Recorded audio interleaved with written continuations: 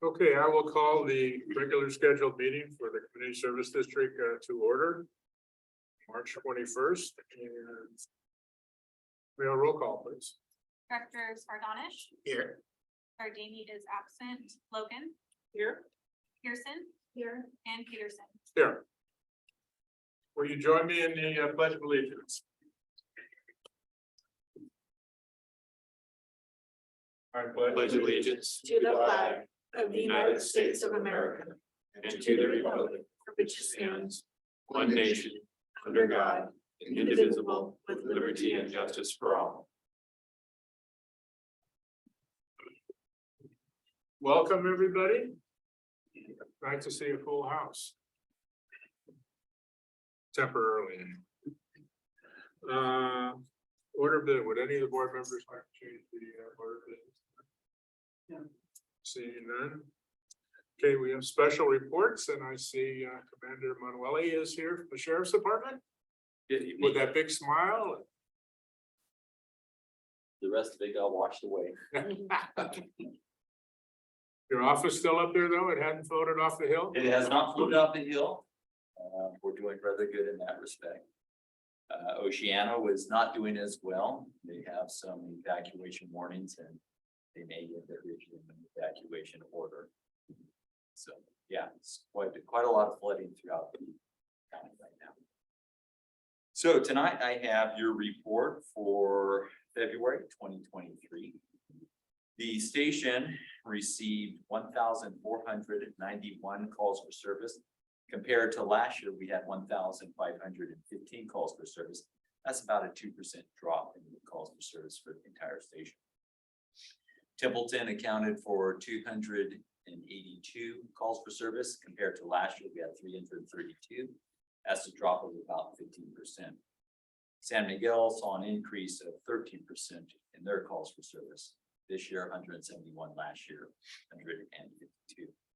Looking at the reports generated from those calls for service, the station received 204 reports compared to last year, 244 reports, a drop of about 16%. Breaking those calls down in reports to Templeton, we had 43 this year compared to 64 last year, drop of 33%. While San Miguel had an increase of about almost the same, 34%. Breaking those calls for service down into particular areas, looking at assault and battery, we had one call for service generating one report. It was a juvenile related incident. Disturbances, there were 17 calls for service generating 3 reports. We had an intoxicated subject causing disturbance here at the park in town. Subject was located and directed to leave the park. We had family disturbance resulting in a domestic violence arrest, and then we had another family disturbance. Burglaries, there was one report. The report was investigated and determined to not be a burglary. There were 2 theft call for service. They did not generate any reports. We had a subject who stole 3 or 4 packs of cigarettes from a store. The victim did not want to make a report. We also had a report of a subject reporting that she was enticed into investing $10,000 into cryptocurrency via a website, and then that website changed names. No longer had access to that cryptocurrency. She was directed to work with the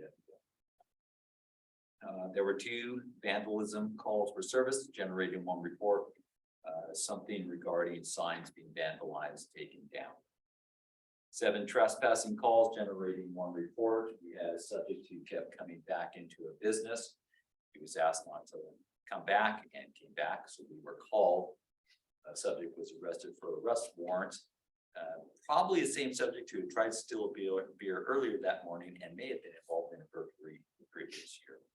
Couldn't positively identify that. 8 suspicious circumstances calls for service. One of them was, it generated 1 report where it initially came out as an armed subject. It turned out to be a subject who was in crisis and that person was gone out. I noted that there were 3 threat calls generating 2 reports. Something we don't see a lot here, but we did handle those two reports. And that is my report. It continues to rain. We welcome the rain, just not the flooding. Any questions? Yeah, I have a quick question. Yes. Was there, or is there an increase in car thefts or break into the cars, or have you noticed anything? No, in fact, I didn't see any of those type of reports for this previous month. Okay. Don't recall off the top of my head, but I haven't seen an increase. We had a peak in the theft of catalytic converters. Mhm. And with some changes in the law and people getting caught, those are trending down. And I hope we continue to see that, because that's awfully expensive for the victims of that, you know, to have Oh, those yeah. replaced. But car thefts in general are handled by the CHP. So Oh, if I it's see. an auto theft, they take it. We have an agreement with them, so how we divide that up. So a stolen vehicle is generally handled by the CHP. Okay. Thank you. You're welcome. Any other comments? Nope. In here. Does the weather have anything to do with the decrease in, That was the first thing that came to mind when I was reviewing these numbers. I think it does. But, you know, it keeps people in, keeps them from being out. A lot of these crimes take place outside. We were talking about just a moment ago, the thefts from vehicles. Those are opportunity. They prowl around, they try doors until they find something that they can open. They go inside and they look for things. So I think the weather has a lot to do with it as well. And we've had some high crimes in the year past, so you may see a decrease just from there, where last year was a high number of crimes and it's just returning to a lower number. So combination of things there. okay, thank you. Thank you for your report. Does the public have any questions for Commander Bonali? Seeing none, thank you. Look forward to seeing you again. Likewise.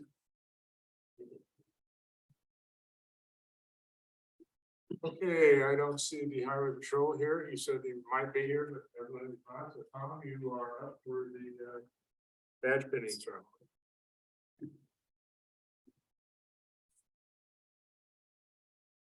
Good evening, members of the board, and it's my honor tonight to recognize another one of our firefighters that has completed all the training necessary to receive their full pinning of the badge. And Logan, you want to come on up? Give a little background on Logan Hanley.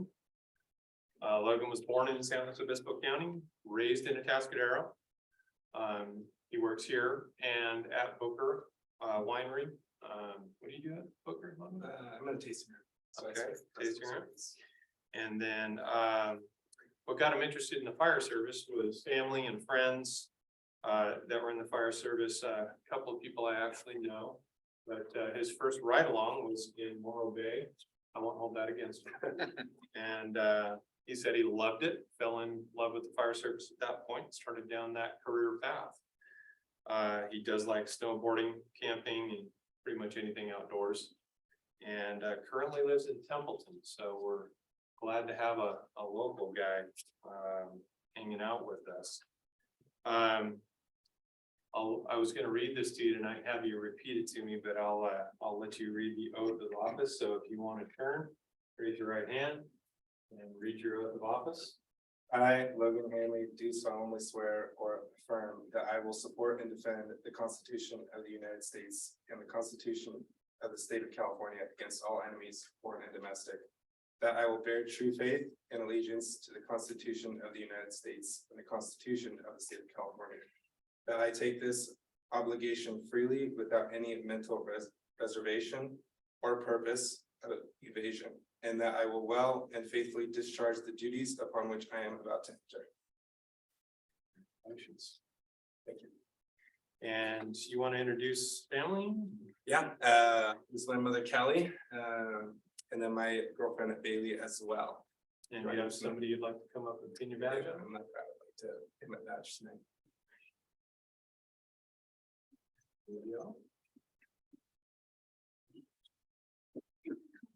You don't have to.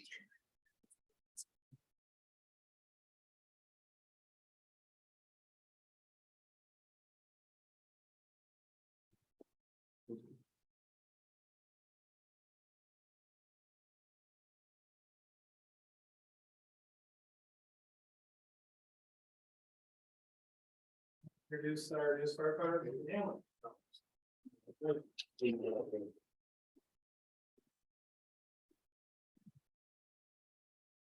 Welcome. Thank you. Appreciate it. Oh, I forgot to ask you, did you want to say anything? Oh, yes, I would love to. That's unusual. First things first, I'd like to start off thanking my mom. She's been by my side since the start of all this, pre-COVID. And then during COVID, kind of threw everything in a wrench, trying to get to the academy and all that stuff. So my mom's been by my side since day one. So thank you. It's been amazing. Next, my girlfriend Bailey. She's also been by my side through this whole thing, through Temple Fire, watching me come home, struggle, love it, have questions, all these things. And then, of course, the department, Chief Peterson, Captain Goldblum, Engineer Baker, or sorry, Baker, he was earlier, Engineer Jordan Stewart, as well as Baker and the other captains. They've all been phenomenal. I've gotten a really good experience with everyone at this station to really kind of learn from everyone. So I'm really thankful and excited for this journey. So. Good deal. Alrighty. We're happy to have you. Thank you.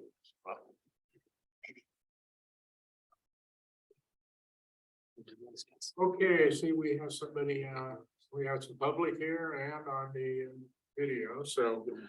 Members of the public may address the board on any items of interest within the subject matter jurisdiction of the board, but not on the agenda today. So do we have any public comment at this time? Seeing none, we'll go to the consent calendar. I've been asked, Jeff wants to talk about the treasurer's report, so I'll let him do that, and we'll. I just, I sent out a note last week about this item too, but I wanted to alert you to one item on the treasurer's report. I don't recommend changing the treasurer's report for this reason, but it doesn't affect the treasurer's report, but you'll note on the second page, by like the sixth investment from the bottom, we held a Signature Bank New York CD. Signature Bank New York is one of two banks that failed about 8-9 days ago. And I just wanted to call your attention to this, let you know that we always select an investment amount that is fully insured by the FDIC. So our investment was under $250,000. We have full insurance from the FDIC, and in this case, you probably heard that the president has extended the FDIC insurance for those two banks to any amounts under deposit. Then we were alerted late last week that that bank's assets were being transferred to another bank. And then the FDIC actually sent out another release yesterday, Sunday, and updated it yesterday, which indicated that in our case, our CD is going to be held by a subsidiary of, by Flagstar Bank. They're purchasing some of the assets from the former Signature Bank. Flagstar Bank happens to be another bank that we have a CD already in. We already have a CD in that bank. So right now, well, whenever this transaction actually takes place, that's being coordinated through the FDIC, we'll have two CDs with this one bank. And the FDIC has indicated that they will carry this extra insurance on our former asset from Signature Bank for 6 months. Sometime within the next 6 months, we'll likely sell for a loss one of the two CDs, so it can be reinvested into another investment that is insured by FDIC. So just alerting you to that. This is very unusual. We haven't, to my knowledge, had a CD from a bank that's gone belly up. Fortunately, this doesn't happen very often, but two banks did go. That was pretty newsworthy. And the fact that we had an investment with one of them is also pretty interesting. So I just wanted to call your attention to that and let you know about that. We don't, again, I don't recommend that you don't accept the treasury report. It's accurate as of January 31st. Any questions for General Manager Combs? Yeah, so there's not any possibility that the FDIC will insure up until the maturity date, because I'm looking at the one CD from Signature Bank. The maturity date is December 23rd of 2024.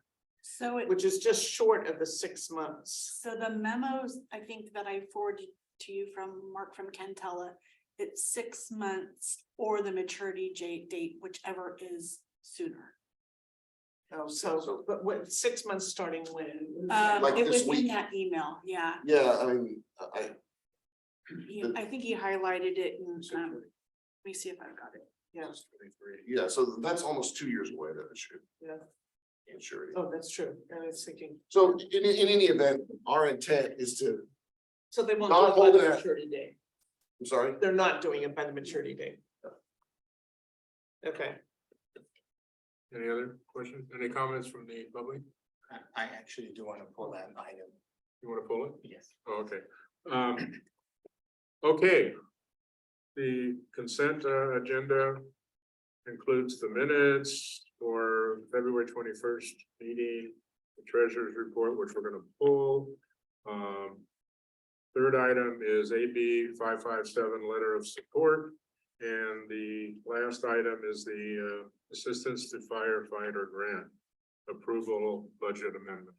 So may I have a motion? well, do you for- want to get any public comment first? Sure. Any public comment? Hearing none, could I get a motion for A, C, and D? I'll make a motion that the board approve consent agenda item A, the minutes of the board meeting from February 21st, 2023. Item C, AB 57 or 557, letter of support. And item D, assistance to the firefighter grant approval budget amendment. Roll call? Commissioners Logan, Aye. Pearson, Aye. Cardonish. Aye. Gardini is absent and Peterson. Yes. Okay, item C, treasurer's report. Thank you. D, I'm sorry. So I have one question and one comment. So I noticed for all the CDs, the estimated current market value versus the adjustable cost basis. For all of them, it's less than, the estimated cost value, market value is less than the adjustable cost basis. But except the CD from Flushing Bank. That one, it's not. Is there, what's the reason? So there are a few, because there's a couple on the Oh, there is first more? page. Yeah, and I'll try to explain this as best as I can. The adjusted cost base, at least for the Cantella CDs, are the market value at June 30th, 2022. Or if we happen to have purchased it after that, it's the purchase price or purchase price less cash we had in Cantella. So the adjusted cost basis, my dollar amount for that needs to balance to my June 30th, 2022 Cantella balance. So usually what happens when the CDs are purchased is usually it seems like at the very beginning, they seem to go down, in market value quite a bit, and then kind of gradually come up as what I oversee as the maturity grows, or comes due. Currently, so it went up in January. So I was looking at I get these market values off of their statements every month. And they had a little blurb here under CDs that the estimated market prices are based upon some type of matrix or modeling pricing method that they put together. So I don't know everything that goes into it. But for February, it's already gone back down to 247,688.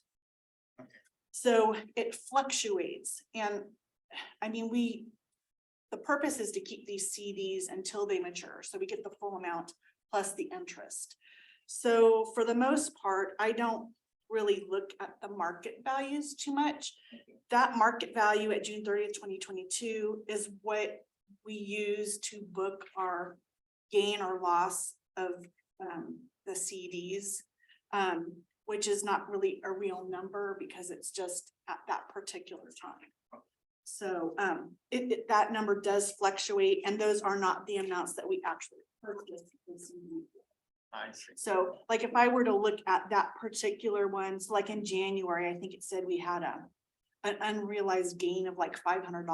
Mhm. But if I were to look at it now in February, we have an unrealized loss of like $1,200. Oh, So, It just. yeah, it just kind of, Bottom line. and however their matrix is or whatever, what goes into it, that I don't know. Yeah, I think what it's trying to demonstrate is if you have a CD that's got, let's say, below market rate interest, we'd have to sell it for a loss if we wanted to liquidate that before it matured, because nobody else is interested in buying a CD at 0.50% basis points. So And then, so my next question or comment is that I've noticed that we have a lot of CDs that are, well, some CDs that are at 0.5, 0.45 interest, 0.65, 0.95, and some of them are not, they don't mature till 26. So, I mean, at this point, is it wise or do you, what is your thought in terms of maybe just selling it and taking the loss? You know, I know it's gonna be loss of whatever, 1,000 or so, and then getting ones that are paying 5%. I And mean, that's a you long could term. ask Market Cantella. I really leave it up to him because he's really the expert on it and he's been very good in letting us know when new CDs are coming up or, you know, if it's, you know, something that works well or not. I mean, we can ask him, you know.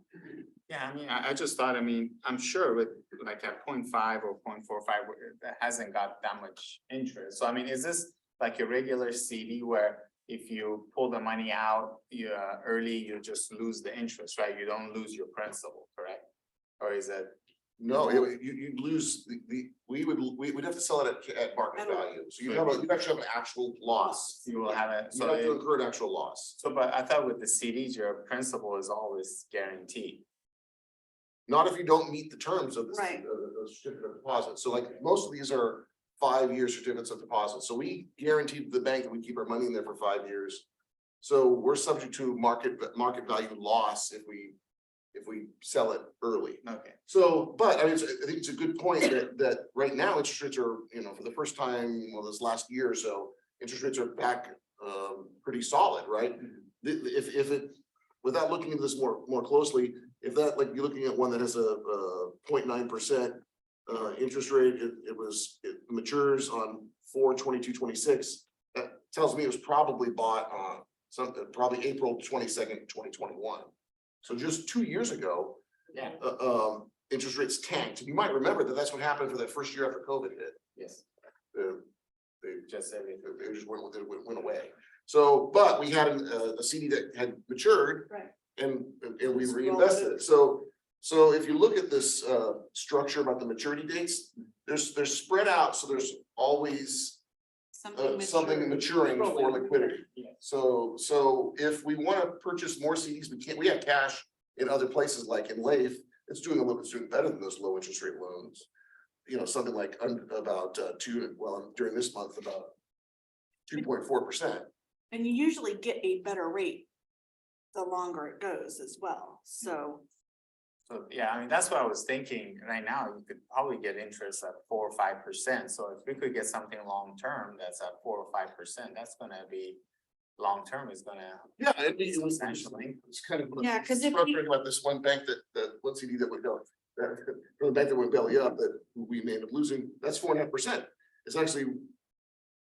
Like we have one that's 4.55, but it's one of our better, Right, and those are the ones that Investments. we Purchased purchased just recently. recently in the past couple months. We purchased maybe 6 CDs, I think, just recently, yeah. Well, I mean, if you could look into that and just Yeah. report back, that would be awesome. I appreciate that. yeah, we can evaluate the difference of the loss, selling at a loss versus just investing new money. Yeah. Even though the new money is doing better, it still might be worth. Having a smaller interest rate gain, but not having to realize the loss. Yes, yeah, I did, yeah, I just thought we'll just forfeit the interest, but if actual principal is gonna be at risk, then yeah, that would be the different story. So you have to Yeah, calculate what the difference will be. Alright, well, that's all my questions. Thank you. Okay, any comments from the public on the subject? Hearing none, can I get a motion for approval? I'll make a motion to approve the consent agenda item, 7B treasury. I'll second that motion. Roll call. Director Sardonish, Aye. Tardini is absent, Logan, Aye. Pearson.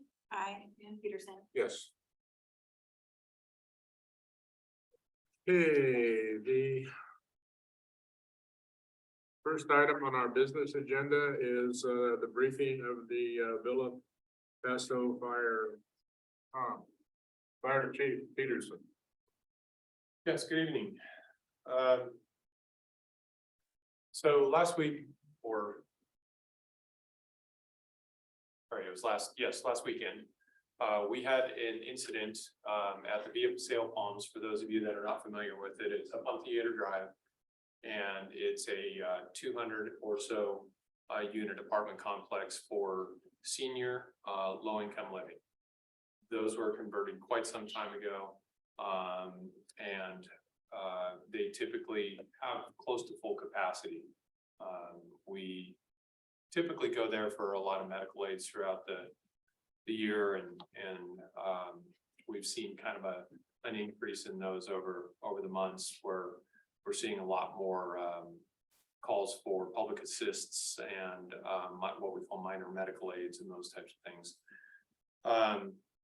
During the evening at about 8:45, we received, well, actually, I'm sorry, let me back up. At about 7:45, we received a call for a public service assist, a lift assist, to one of the units.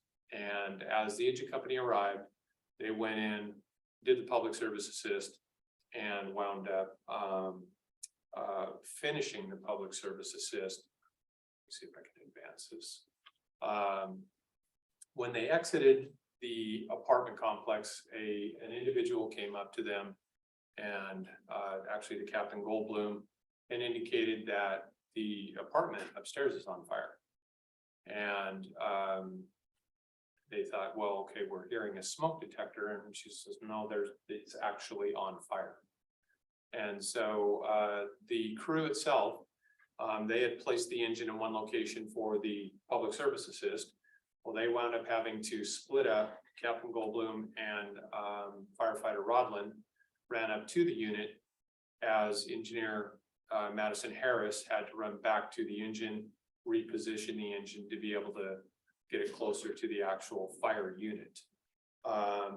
Once they got the engine close to the fire unit, engineer Harris started deploying hose lines, hooking up lines, and Captain Goldblum and firefighter Rodlin got upstairs to the unit that was on fire, and they wound up actually having to push the door open, which they were met with a pretty solid plume of smoke at that point, banked down to about 4 foot above the floor. At that time, they yelled into the apartment to see if anybody was in there. They got a response. That individual was actually sitting on the couch that was on fire. At that point, they were in their medical gear. They made a life decision to enter the apartment and grab that individual, pulling him off that couch and out of the unit itself. Captain Goldblum kept in contact with firefighter Rodlin through that whole process. And then they kind of switched spots. Captain Goldblum did a quick search, very low, to keep out of the smoke, to make sure nobody else was in the unit at that time. And then they exited and went downstairs with the victim, sat him down. The apartment's still on fire at that point. Engineer Harris wound up deploying hose lines up above. Captain Goldblum and firefighter Rodlin wound up getting their gear on with their SCBAs, going back upstairs and actually extinguishing the fire at that point. We did have a sprinkler deployment, but it wasn't over the area of the actual fire or origin. It was further back in the unit itself. What I'd like to play for you is the call itself as it came in. There's the arrow again.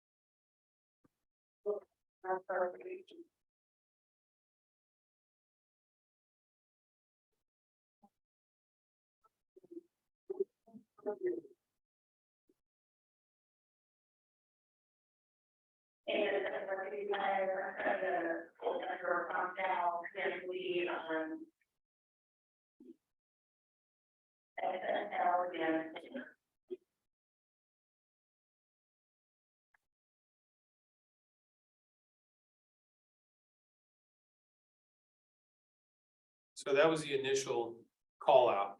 At that point, we got a full structure dispatch. We got all the units. I was dispatched out. We all responded.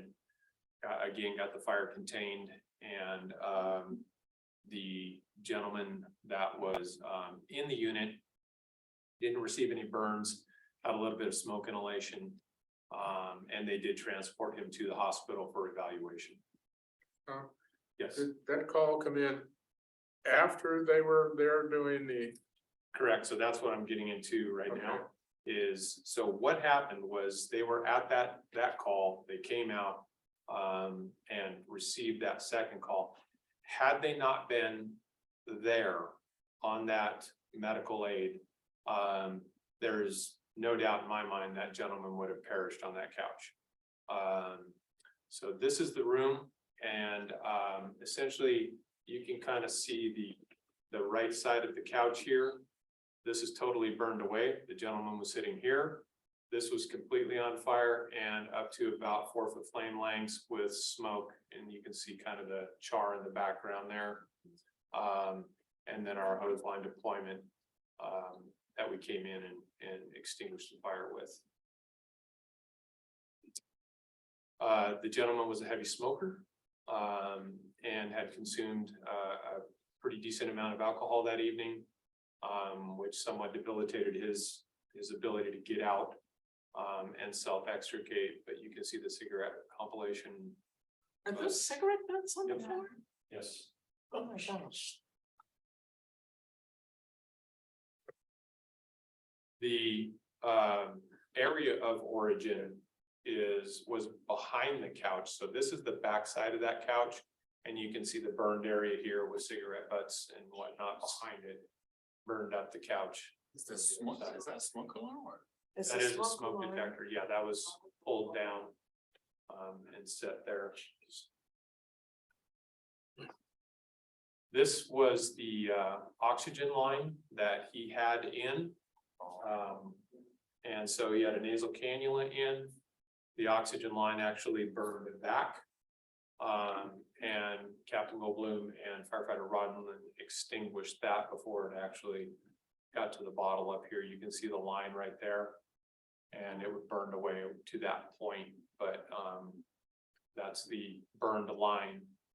So he had the oxygen on him Oh, yeah, while this fire is going on. correct. While smoking, yeah. Smoking, yeah. It's something we see quite often, unfortunately. That's it. Any questions? No, but I'm glad you were there, because you're right. I think, that individual would have perished. And it's, given that there's an oxygen tank there, other people may have been harmed as well. So, I just want to say, great job. So, Good job, Phil. yeah, it's saving someone's life, so. It's nice to have three people on the engine. It helped. Made a Yeah, big that's what, difference. Yeah. that's what I was gonna say, having two people seemed like it was something.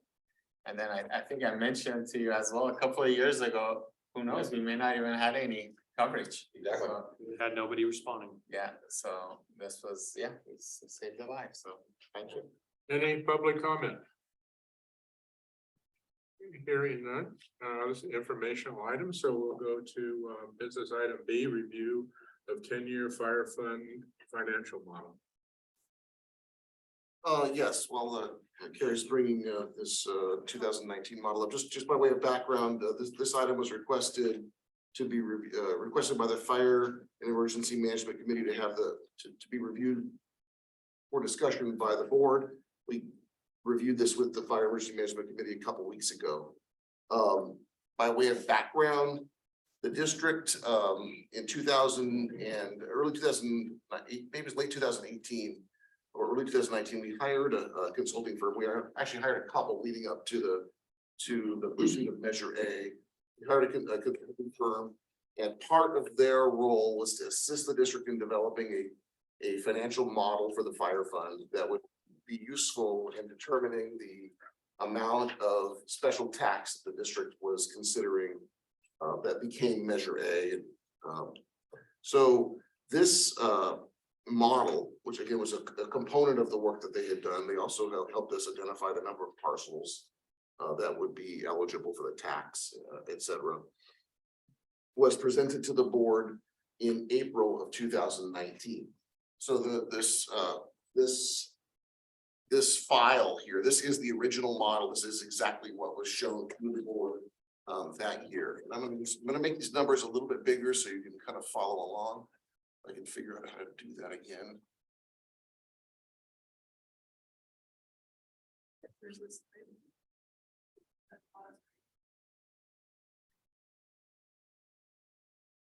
There we go. Is that better? I'm gonna go up here.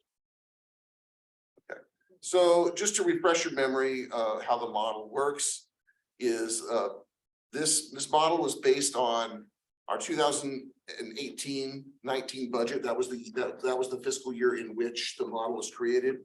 At the time, we had some preliminary budget figures for the 19-20, that would be the following fiscal year.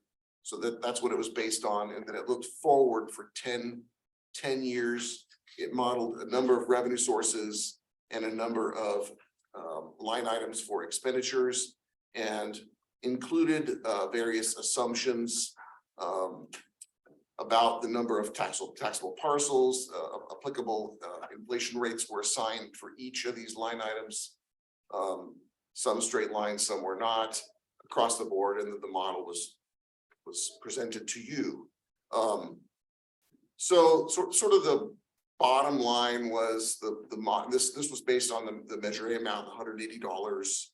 That's this additional revenue that you begin to see labeled parcel tax right here that became Measure A, estimated to bring in $486,000 a year, and then this was modeled going forward. So again, what this model had basically predicted was that the Measure A funds would generate a small surplus each year for the first. So this being year one after the passage of Measure A, 2, 3, 4, 5, 6, a small surplus for the first 6 years, and then a deficit would be formed for each year after that was growing. And you can see by year 10 here, year 10, just to refresh your memory, is fiscal year 29-30, so about 6 years from now. We'd have a pretty sizable deficit, but what the model showed was if the district could save these years of surplus, it could use that built up surplus to pay for the years that were anticipated to be in deficit. And it would make it about 10 years. The model didn't make a prediction beyond that. You can kind of see if the same assumptions held true, what would happen, the deficit would have just grown. But at the time, a 10-year forecast was deemed to be about as far as we could reasonably predict. And anyways, so this is just all this information that you're looking at here was from 2019. So what we've done is on a couple of occasions now is we've compared that 2019 model to where we were at some point later than that. Last time we presented this to the fire committee, I'm sorry, we did so in August of 2021, and then again a couple weeks ago, so March of 2023. So I'm gonna bring up the March of 2023 comparison. It's the exact same, all the stuff in white is identical. There's been no changes to the model. This is the, see these columns, these items in white are the modeled figures. These items in goldenrod or whatever that gold color is. Oops. The yellow. Yeah, in yellow are our analysis columns. So, so what we've done is we've built in these columns, this first yellow column here is actual revenues and expenditures for 21-22, actual revenues expenditures for, I'm sorry, first one's 2021, 21-22, and then this third yellow column is the current year budget, the 22-23 budget. And then we've tried to make some generalizations about what we think will happen during the rest of the model period for each of these line items based on what has occurred over the past couple of years. And so we can go through this as much depth or detail as you'd like.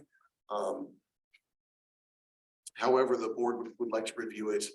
I can just point out a few things, you know, it's probably worth spending more time on some of the larger line items. I mean, it's just not that important to talk about interest income because it represents such a small, even though some years we've got more, some years we've got less, it represents such a small portion of the budget. It's not all that material.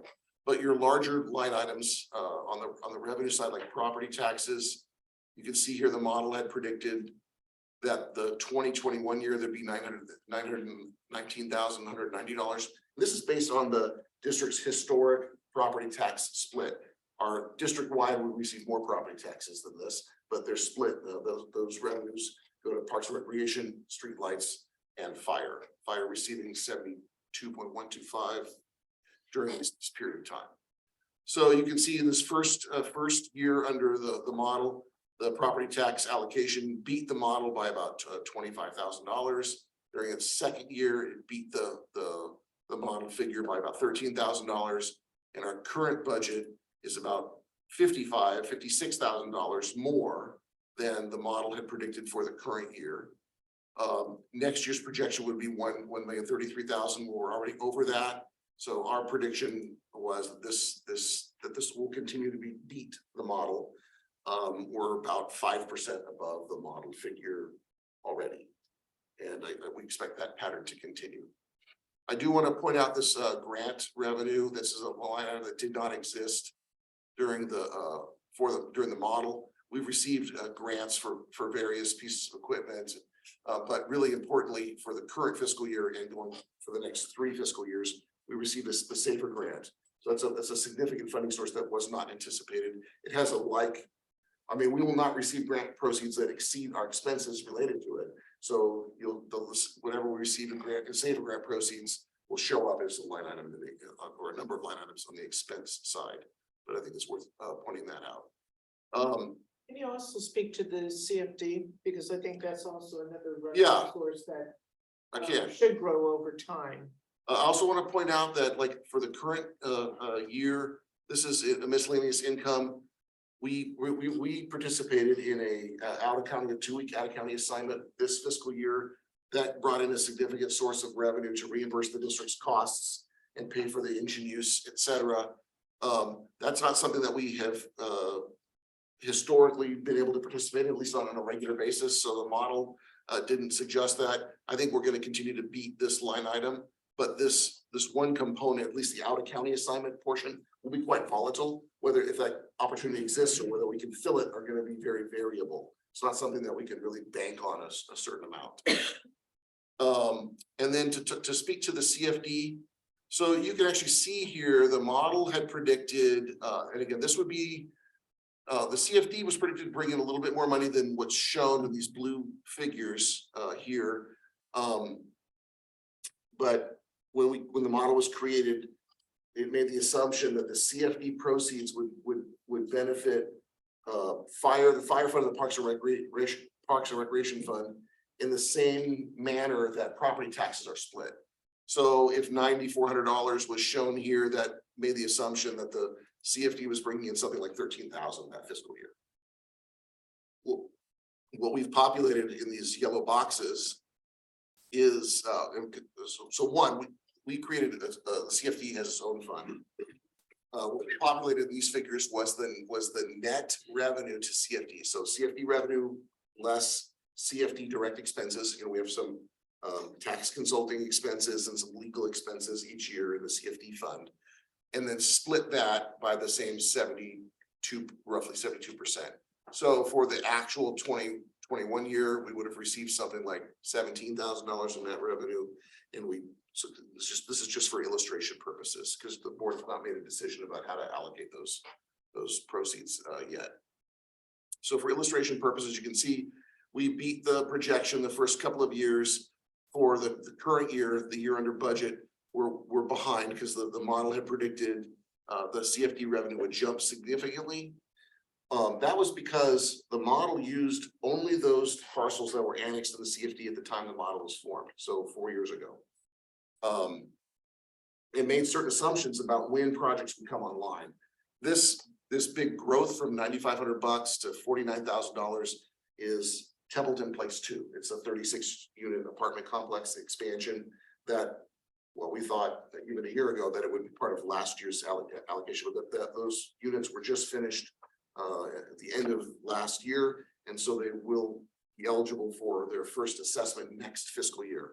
So while we're well behind right now, if you look at these two figures, you know, 49 to 24,000, that's not a pattern that I expect to continue. As a matter of fact, I think we're going to end up beating this $51,000 figure if the proceeds were split in the same way the model had predicted for the fire fund for next year anyways. And then because we've continued to annex more parcels, in the out years, the CFD fund should do better than these figures. But it's very difficult to know when those developments will be actually eligible for assessment.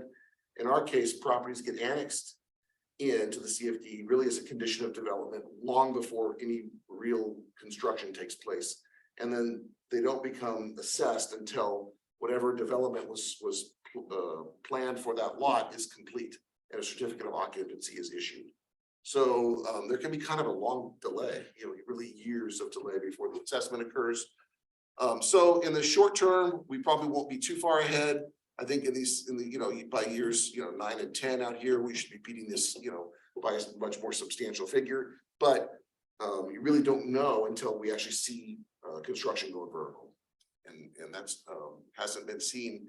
I don't have a prediction for a figure except for knowing that Templeton Place 2 will be eligible for the assessment during the next fiscal year. So I think that figure will be higher in the out years as well. And what is the assumption in terms of that split for the CFD between fire and park? The same as property tax, the same split as property tax. Okay, So, and again, that has never been determined, right? We've no, but that's what's in this model. yeah, that was what was in the model originally, and that's what we've kept in these yellow columns, because in the CFD line item, because we've actually never moved any money from the CFD fund. That small pot still exists.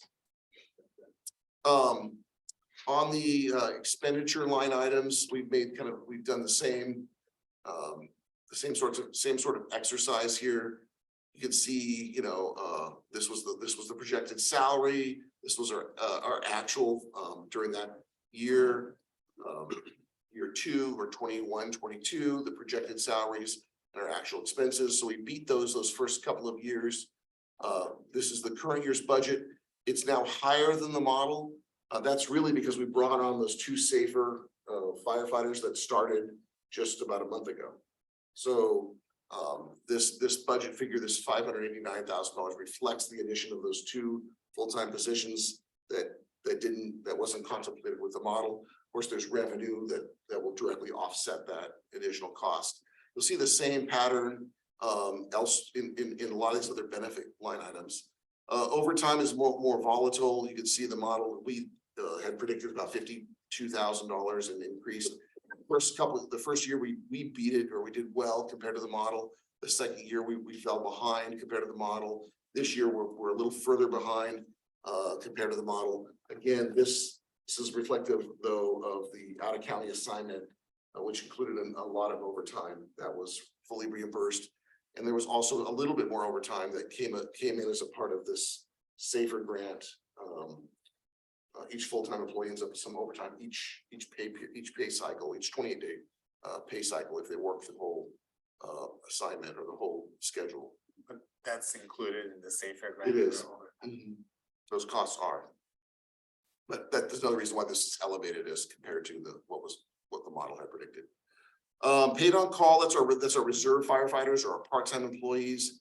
You can see here that the model, we spent about $5,000 more the first year, about $10,000 less the second year. Our budget right now is a couple $1,000s more than the model had predicted, and we'll probably have a fairly small amount of savings compared to the model over the next couple of years, a modest amount. And then because our scheduling system is a little different now that we have the SAFER grant, we're using a few fewer hours of part-time reserve firefighters. But when that time runs out, we would likely restore that if we're unable to get the SAFER grant extended. So I didn't comment on it. So I think in the short term, you don't see an arrow here, but in the short term, we'll have some savings. In the long term, we'll probably spend a little bit more than is modeled. It's pretty close. FICA, these are fairly close figures to the model. This in the short term, this will be higher because again, there's 2 full-time employees. And unemployment, they get small numbers, they don't matter very much. Workers' compensation costs were down quite a bit compared to the model. We were able to make some changes to the way we categorize our employment staff when we started 24-hour staffing that helped create some savings in workers' comp. Workers' comp rates are going up, however, nonetheless, we feel confident that as long as we can continue to report the way we have, we should see some savings compared to the model, a couple $20,000 savings compared to the model in the out years. First, retirement costs were modeled, and we were just a little below the model the first year, pretty much right on the money the second year, above the model by a pretty substantial amount the current year. 2 factors that are important. One, these figures through the current budget year don't reflect the pay down of the UAL, which occurred last about 10 months ago. And then 2, for the current year, we've added PERS costs for the new full-time employees. So that'll affect us for the next 3 years or so. And there are reimbursements associated with that expense. So in the short term, we probably are going to spend more money than was modeled. And that's this sort of funny notation is supposed to represent short term, higher costs, long term, lower costs, because the UAL pay down, like for example, our costs, we're going to save about $37,000 next fiscal year because that payment will no longer be needed because of the pay down. But in the short term, that's eaten up by the additional costs associated with the new full-time employees. So it's again, because we've made some operational changes, it's harder to really compare and track it against what the model was designed to illustrate. Let's see some other ones that I think are so. Again, this professional services was not a line item that was included in the model, so that's obviously going to be higher than what was modeled. That was not a line item in the fire fund at the time. Dispatch costs are and have been higher than what was modeled, and we just get an invoice for that. So we're up a little bit. That not in a really huge way. There's for the current year, our budget's about 4,000 higher than what was modeled originally. Okay, some of these other costs like legal services and weed abatement, we might be up or down, but they're not very significant line items either way. Supplies costs were way above the modeled expense each of these years, so significantly higher. We're order by order of magnitude of several times. Some of these were one-time expenses and supplies, but they were still supply items. Uniform supplies were up a little bit in a couple of years, pretty much right on the model. Repair and maintenance, generally higher than what was modeled. You can see like our current year budget of 35,000 compared to what was modeled, so that's significantly more than what was expected. Is that the repair and maintenance on 7195? No, No. station items. In this case, we had an incident at the station that these are costs that Oh, were okay. incurred. They were reimbursed by insurance. The insurance, yeah. Yeah, but then our insurance rates go up. We'll be paying for them, right? And the rates have already going up. There's- Vehicle O&M, so that this is repairs to the engine, and fuel and just, some normal items. So you can see here, this is another area where our costs have been, quite a bit higher. And then, you know, again, some of the phone costs are higher, in some cases, not in terms of total dollars, it represents like $4,000, but, it's a small line item. Electric utility costs are higher. You can see that with electricity and with gas and water are higher. Of course, this year we had to make some changes. You know, everyone's gas bill went way up during the course of the winter. So that's reflected here with this final column, this yellow column here includes any budget amendments that were made as of the first of this month. Travel costs, some years were lower, some years, we do think, you know, they'll probably normalize. During the first couple of years of this period, we were in sort of COVID, there were no classes available or very limited educational opportunities were available. So that's part of the reason why there was a savings. Physicals for new employees, you know, have been higher than what was modeled, just the churn of getting primarily new reserve firefighters on board. We're doing another recruitment. We're gonna end up with some of the additional costs for bringing those folks on board now. Higher than what was modeled at the time. Education, again, the savings in these first couple of years, probably we would expect the educational opportunities to normalize and they begin to become more available as we get further away from COVID. Again, some of these other costs are just not very material in terms of the dollars and cents. The allocation of administration was higher than the model, in this, I guess, year two, a little bit lower. The current year, almost exactly what the model had predicted. But we've noted that we think this will be up significantly based on the work that the cost allocation plan update that was recently brought forward to the Finance and Admin Committee just last week.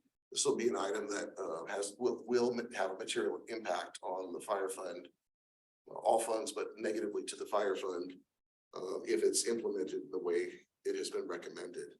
That item or that issue will stay before the Finance and Administration Committee and then ultimately before the board as a part of the budget adoption process. And then we don't have a special line item for partial tax administration. We pay for that out of professional services, but we've broken up our expenses so that the model, this is a more reflective. These are our costs for the Measure A partial tax consulting work. And so they're like half of what the model had predicted at the time. So what's the bottom line that we've actually produced in the first few years? Of course, this is missing some information. This isn't, you can't compare this to our budget because this made the assumption that some of the CFD revenue would have made its way to the fire fund in these first few years, which it never did. It's still in the CFD fund. We've created savings in these first several years that were greater than the model had predicted. In some cases, significantly greater. You know, in this case, $100,000 or nearly $100,000. In the current year, it's $6,000. Of course, CFD funds haven't come there. So we've actually beat the model. We're a little ahead of the collective savings. And actually that's reflected in our budget. If you look at, we created a new item on the summary fund balance page and the board has asked that savings created in the operational account each year be set aside into that future operations line item. And so we've set aside a little bit more money than what the model had predicted up until this point. But keep in mind that what the model had predicted is that the rate of savings will be declining, and I think that probably holds true.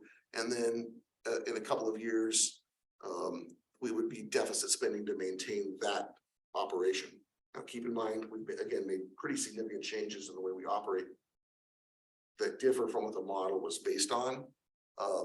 And some, the revenues reflect that, at least in terms of grants and other opportunities. And then again, the implementation of a different cost allocation will have an effect going forward. So that's kind of explains, I think, how we populated these columns and what these arrows and whatnot mean. This was really this item was requested to come before you again for the purposes of just discussion and information.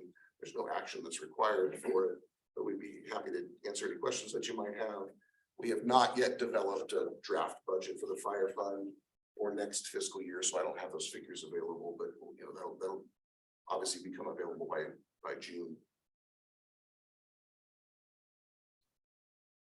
I don't have any comments on the model at this point. Can we go back to the supply? At that section. So. It was like 72. So some of that, some of that could be your grant items that are offset by grant revenue. Okay. Radios So and it's such, significant amount of them your actually. extrication. Extrication tools of $40,000, Okay. radios of $20,000. So it's not gonna be, going forward, it's not gonna be this significant of a Well, difference unless or, Unless we get additional grant funding, and then that's offset. okay. And then, so so I guess you guys don't break down in the grant section, in the revenue, you don't break it down where the money is going to. Well, yeah, no, we do. If you look, so we've added the grant revenue to the model. These are Yeah, the but numbers right it's here. not, But no, we've tried to keep the items so you could actually have, we try to keep the same items in the same line items for comparison purposes. But yeah, it's not split up about what of these costs have a grant. or at tied to least it. with the expenses, take out the expenses that have been paid by the grant, so that way we could see it a little bit, apple to apple type of thing. Yeah, I don't have that available. I mean, it would be a fair amount of effort to try to go pull all this apart for each of these years. You could, if in fact in this year, all $17,000 were supplies, then you could. I mean, a lot of them have like a 95%.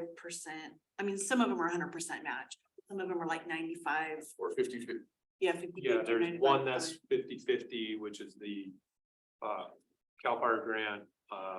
But the majority of them are either 100% or they're 95, like the AFG grant for the $40,000 in radios. Yeah. That one, we're only paying like $2,500 or something like that. No, I just was wondering why it was so much higher, so that I know it's coming from grant, that's good. All right, that was it. But I'm glad we're keeping up with the model, yeah.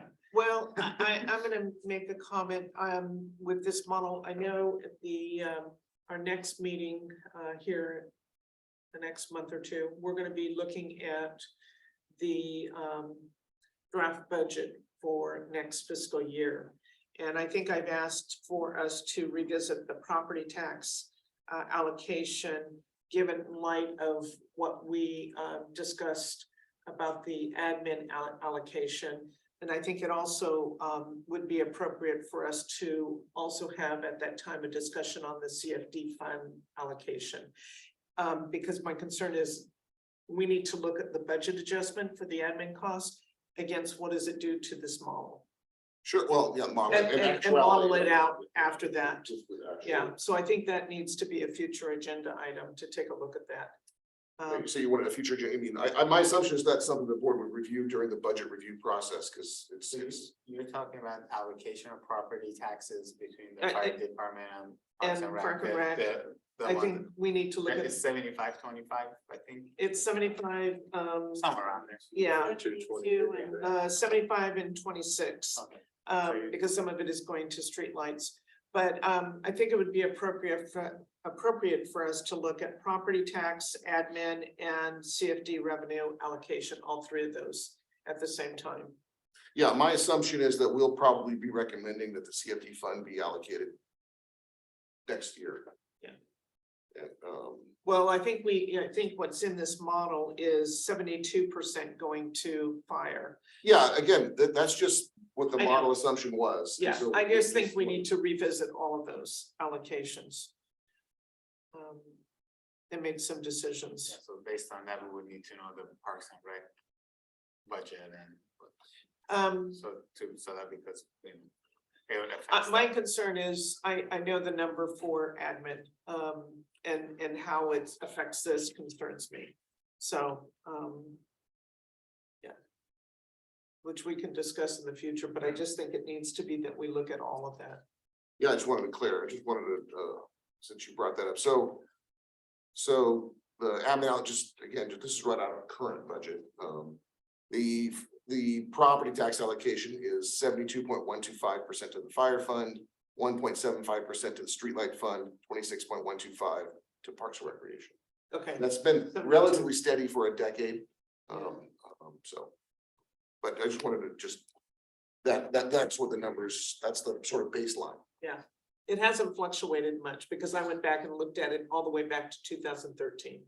Yeah, well, it became a real priority for the board. It was one of our stated goals not to affect the property tax allocation. Any other questions? Any questions from the public?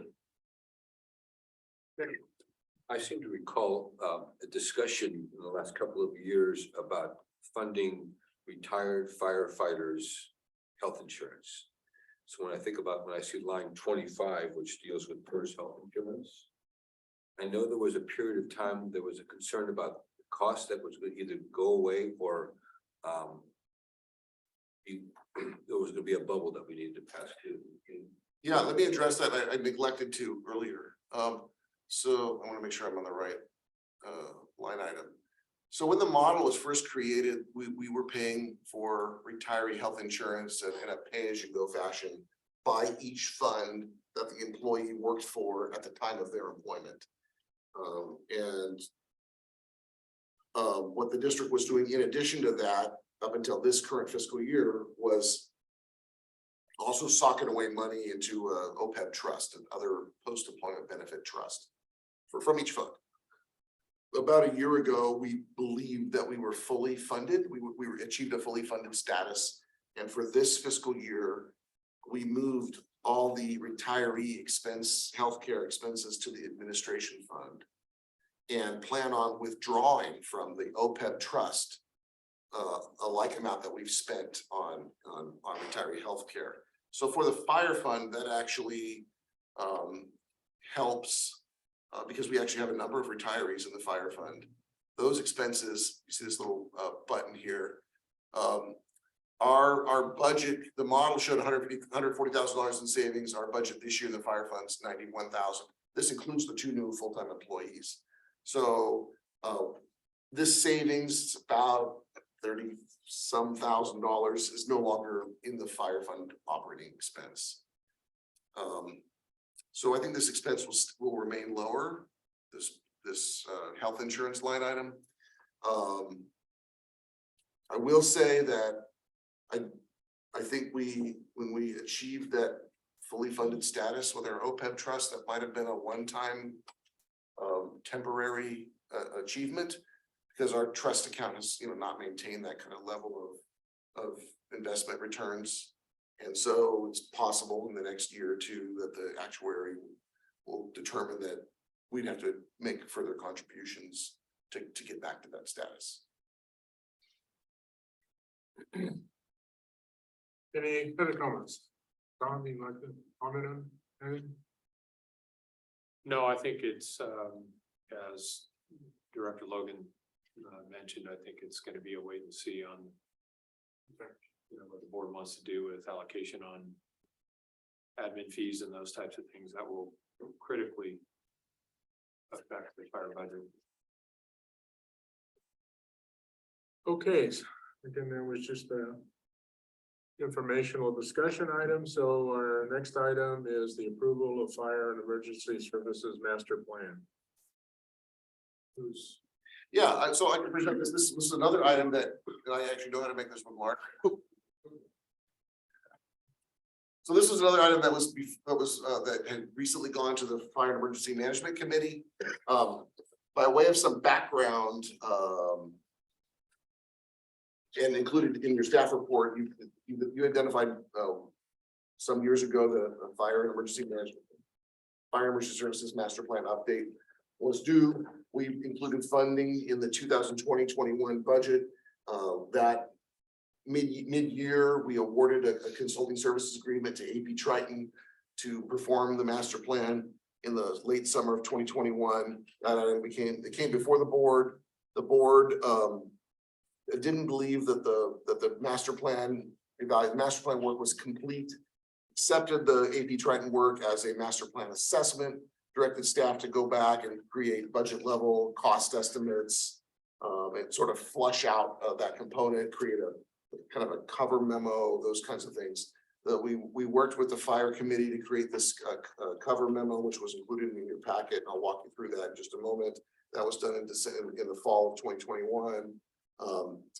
The board awarded a consulting services agreement to an architect to develop conceptual expansion plans. That was about 14 months ago. Last winter and spring, we developed those conceptual plans, working with the fire and emergency management committee. Once there was agreement on the conceptual floor plans, our contract with the architect included a budget level cost estimate. That cost estimate was performed last May. Those items were brought back to the Fire and Emergency Services Committee. The cost estimate was about $5.3 million. That was a lot higher than those of us who were involved were prepared for. That kind of set us back. I think we're just sort of in shock for a little while working with that figure. We started coming up with some sort of interim solutions and then finished up the master plan over the last several months and brought this before the Fire and Emergency Management Committee a couple of weeks ago. The master plan is this document now. This is available online. It includes the AP Triton assessment. I'll bring that up right now. This is everything in this assessment is something that the board has already reviewed back when it was presented to you. We added this assessment sticker as requested to it. And then we've added to this document our responses. These were drafted in the fall of 2021 and flushed out by the Fire and Emergency Management Committee. These are available in this red items that they're attached, but is a sort of a continuation of this document with this header. So after the AP Triton footer, these are the responses. It includes the fire station expansion information, the conceptual floor plans that were worked out last winter and spring, of both the expanded area and modifications to the lower floor. And then includes these very detailed cost estimates. Again, these are all items that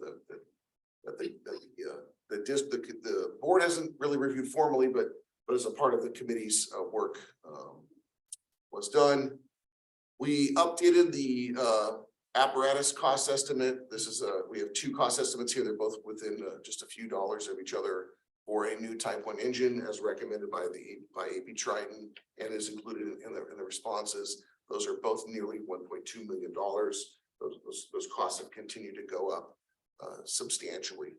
And the AP Triton work, I think it's estimated to be $775,000. That work was done less than 2 years ago.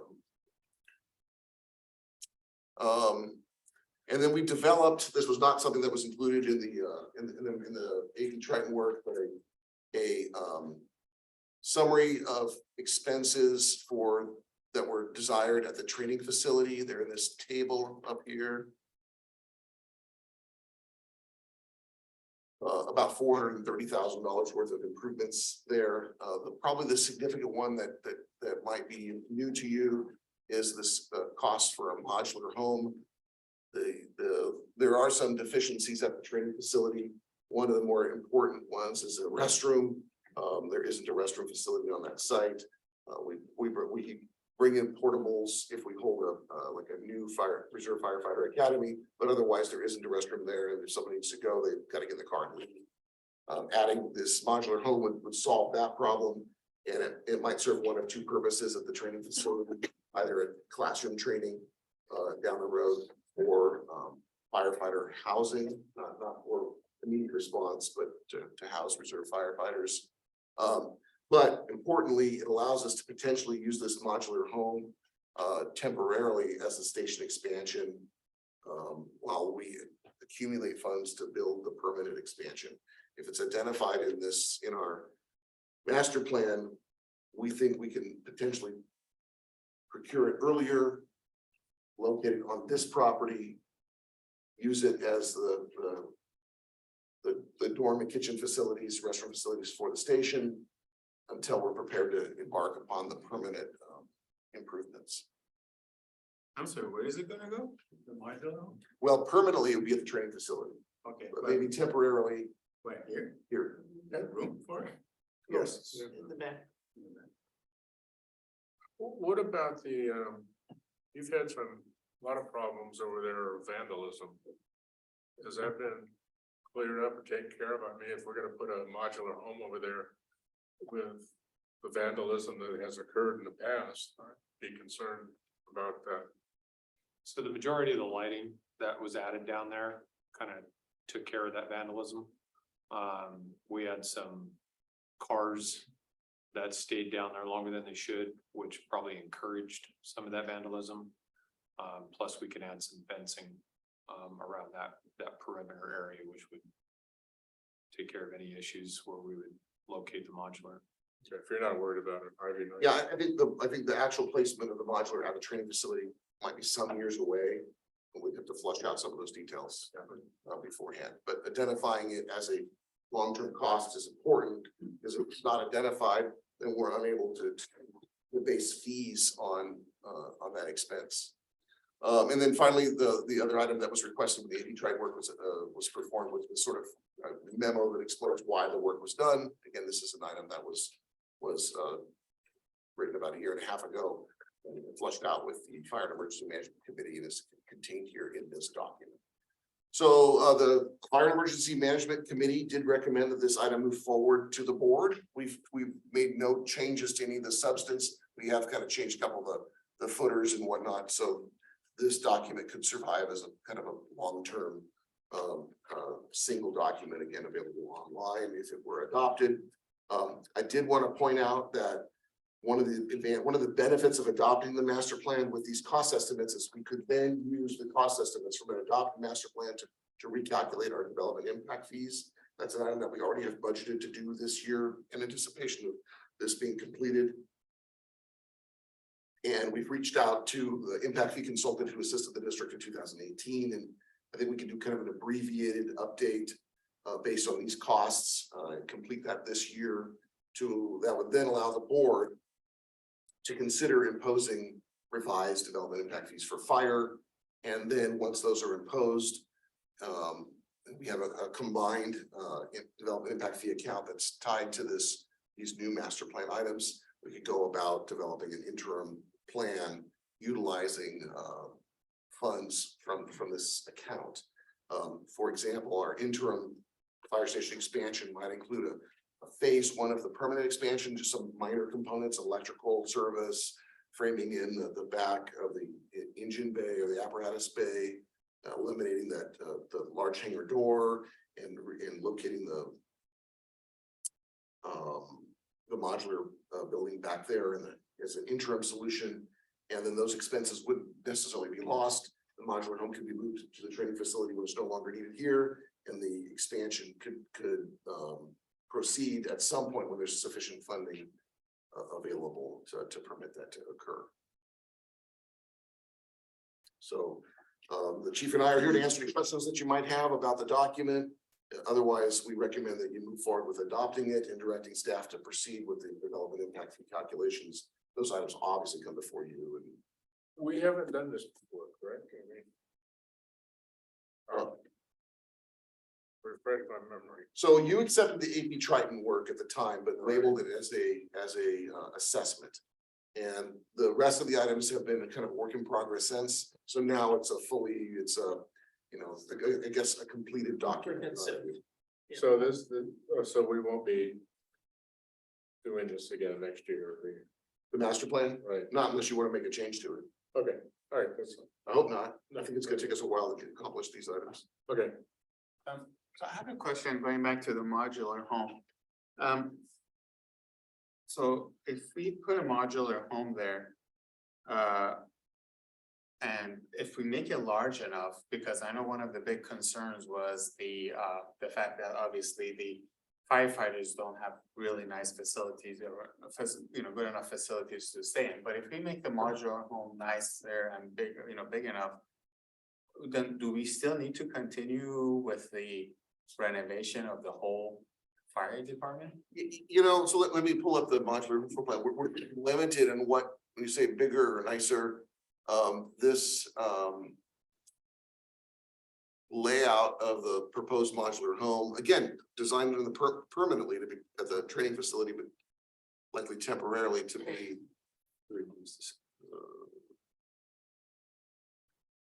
I mean, my thought is, why don't we like put something here that could be permanent and use it and then do another one for the training stations, because my concern is the price tag for a whole, renovation of fire department at, 5.3 million, and I'm sure the cost is gonna continue to go up.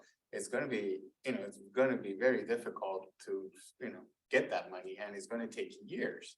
And then, so meanwhile, we have firefighters that are not staying in, So our concept, this concept was to be able to provide some more immediate relief. Even this won't be overnight.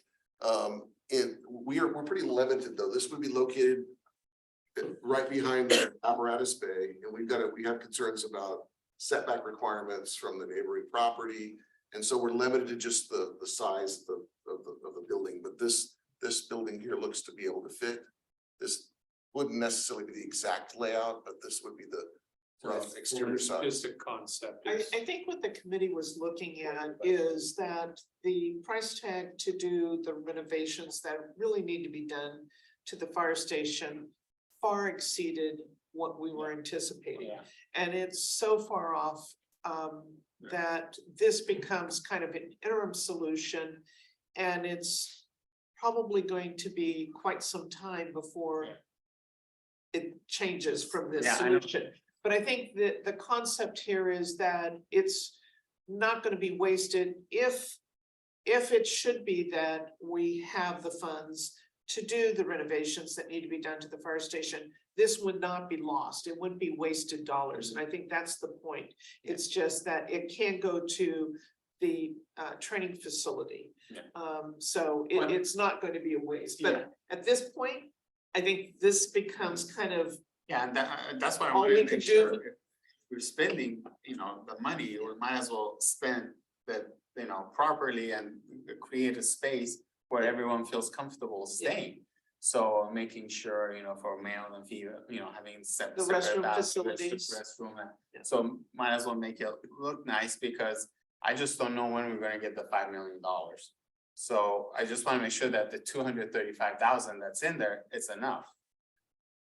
Well, it's actually a little more than that with what the general manager was talking about with the upgrade to the electrical framing in the back door, doing some other minor modifications. It's gonna be a little more than that, but yeah, the layout, that's a concept. would be a little bit different than that, and we would try and make it as comfortable and to a degree, it would be, yeah, It would a certainly be better than long-term what you have. temporary. But I mean, I just wanna, I mean, I know with the cost of construction, things are very expensive, so. Yeah. I mean, it's, you know, if we're gonna go through doing the impact fees and things like that, I'm hoping that, you know, we don't wanna be short, you know. Well, so these are current figures. I mean, the cost estimate for this is current. What, a couple things that could happen, is just like our existing impact fees. They'll be recommended to be tied to some sort of inflationary figure, so they go up over time, so we don't lose value over time or fees that are yet to be collected. It's a little bit difficult to talk about what the impacts of the impact fees, that was also a poor choice of words, how the impact fees are affected, because we haven't started that analysis yet. And it'll be coming before you. We think this is something we can get before you, you know, sometime this summer. So maybe pretty soon in the whole scheme of things. And then, so with the master plan, if, you know, as we go along and we find out more information, can those numbers, can we go back and change them then? It depends, you'd probably be updating the master plan, and if you did so, you'd probably have to update the development impact fee schedule at that time. Okay, So like, let's say you made a change in plans, and rather than build a fire station expansion here, you desire to put it somewhere else. That would require the adoption of a new master plan, because it's a pretty significant shift in priorities. That's really kind of why we're at where we're at. The existing impact fees were based on a different plan and then when do you collect the impact fees for fire? at the time of prior to the issuance of a building permit. Building permit, okay. So like, let's say a developer comes in, wants to put a commercial building on a lot. That lot might already have water and sewer fees already paid, so we would already have collected those. But at the time of, prior to that developer getting a building permit for the building, he has to get a will serve. And as part of that fire review of the will serve, we would tabulate the fees that are owed. And those will be collected typically just before the building permit is issued, not well in advance. Okay, so it's not related to the water? No. Alright, thank you. Was this included in the financial model No. output? So how would that be impacted? Well, the financial model only really reviews operating funds. The most of the costs in the master plan are assumed to be funded by development impact fees. You know, fees that are paid by developers as we build. We have about $2.7 million right now in development impact fees. So we're not starting from scratch, from zero. But if you tallied all the costs in the master plan, we're looking at what, 5.3, 6.5, you know, nearly $7 million in expenses. And we've collected about And that's also 2.7. like the ongoing expenses. It's not, yeah, it doesn't have any impact, it's not related to the operations. Just capital cost. Will you have a problem getting permits to put modular home over in a fire training area? Seems to me the county might not. I think we'll be okay. That is 4 lots and zoned ag. You can actually have a one home on each of the 4 lots. And from my understanding, there were modular homes there before. Yeah, there was. Okay. Would you burn them down? Before I got, Almost. yeah, right. Any other questions? Are there any questions from the public? Okay, hearing none.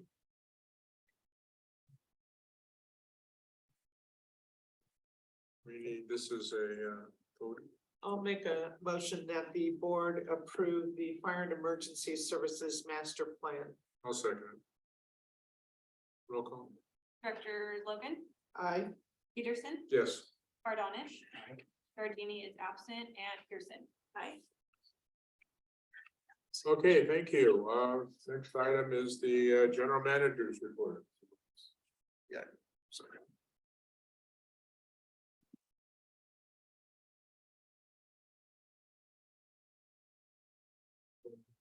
Yes, thank you much. Just do have a few items that I wanted to bring to your attention. One, I mentioned last week in an email to you that we've had to stop discharging at Selby on 3 separate occasions due to high groundwater. That's a condition of our discharge. That's very unusual. Of course, this is a very unusual winter that we're in. We were able to resume discharges Sunday because groundwater fell. And maybe we'll get lucky and it won't rain too much more the next day or two, which we maintain discharges. So just wanted to mention that. We received our notice of inspection from the wastewater treatment plant and Selby inspections that occurred in early February. You might recall that after we had the January 9th incident, the river overtook the 2 lowest percolation ponds in Selby. We reported that condition that triggered an inspection by the state.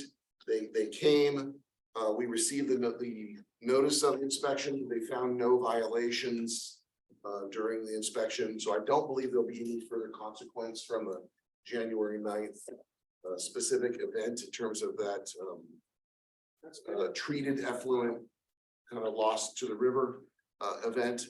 The notice though does state that we were warned that we will likely be, or we will be requested to apply for the general permit, which would come with likely new regulations for our wastewater discharge at some point in the future. We have not received that formal notification for that component yet.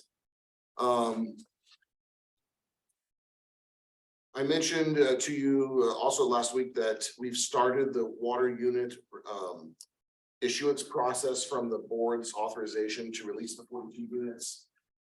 We received notice last Thursday evening that the first applicant has indicated they'll accept all 42 units. They have about 15 more days to enter to the payment plan and pay for those units. So we won't know if that occurs in this place. So in early April, we will likely would know the final determination on that. Would that be the last, I mean, are they gonna be done or are they? No, they would still have additional, they would still have, I believe, 24 units on the wait list. 24 units requested. Because I think then all the previous one go to the same. Yes. Almost all of last Well, year's and that's all fine. of the ones from the year before. They were originally on the list for 100. Well, yeah, for this one particular parcel, 170 total originally for all of that became all of the parcels. Several of those were passed on a couple years back. Use for it? For all these water units? I will tell, I don't know. They're obligated as a part of this purchase agreement that they've already entered into twice to continue to pursue applications with the county to use all the water. Within like a couple of years, right? They've got a couple years to sort all that out. It depends on if how long it takes the county to deem their application complete and so forth and so on. On a related note, we've received an application to relinquish 11 units under the new relinquishment program. And that has not yet been formally signed. The applicant has to give us the written indication that they agree with our calculations of the refund amounts. And then we'll begin to relinquish those 11 units, again, off the same wait list. Yeah. So anyways, that's good. And let's see, we received notification last Friday that our fire chief received his chief fire officer certification from the state.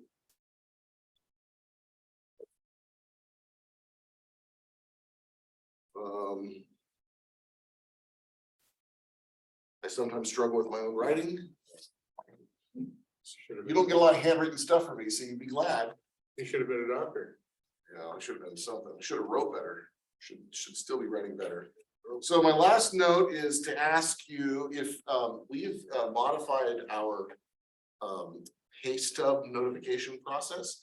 And you may now, if you wish, receive your direct deposit pay stubs via email instead of in an envelope.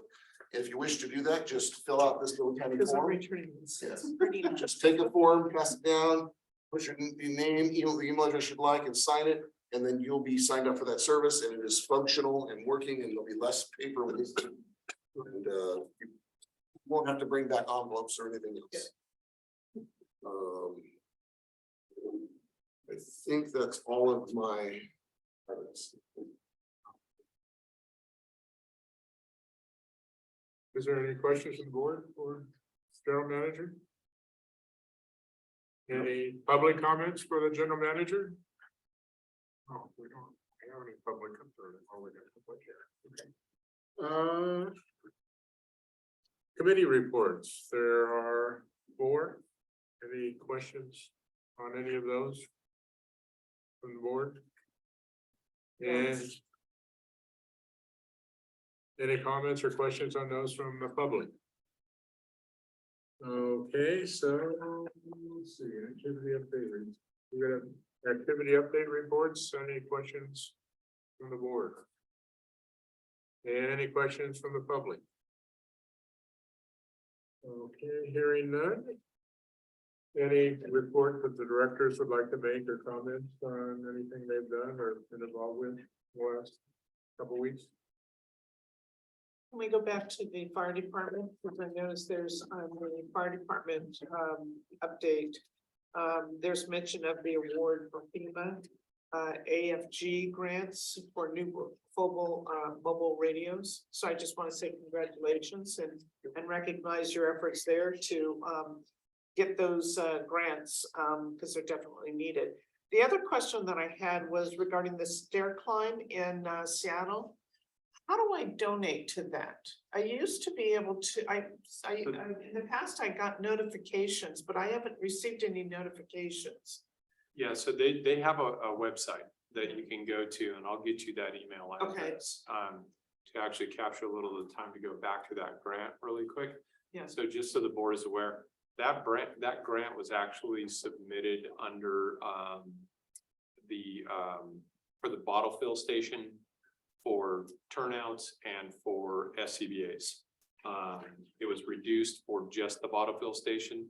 So we actually did an amendment to that grant. And we had to amend it a couple of times to be able to get to the radios. And so that will make these radios what are called P25 compliant radios now, which will help us out tremendously. Yeah, that's huge. So considering our budget.